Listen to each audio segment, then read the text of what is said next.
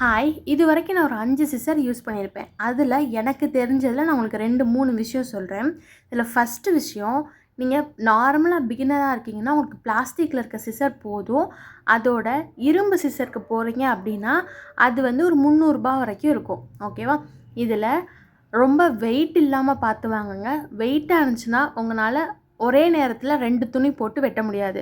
நான் இப்போ இந்த சிசர் தான் இதுக்கு முன்னாடி யூஸ் பண்ணிட்டு இருந்தேன். ரொம்ப வெயிட்டா இருக்க காரணத்தினால தான் இப்ப திரும்பி பிளாஸ்டிக் சிசர் வாங்கியிருக்கேன்.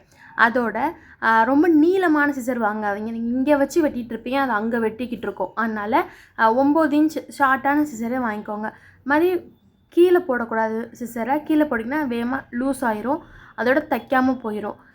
நல்லா டைட்டா இருந்தா மட்டும் தான் உங்களுக்கு துணியோட சேர்த்து வெட்டும்போது நல்லா கட் பண்ணும். இல்லாட்டி ஒரு இடத்துல மட்டும் கேப் விழுகும். நடுவுல மட்டும் வெட்டாம இருக்கும். அப்படிதான் இப்போ இந்த சிசர் லைட்டா நடுவுல மட்டும் ஆயிருக்கு. அதோட ரொம்ப வெயிட்டா இருக்கனால யூஸ் பண்றதில்ல.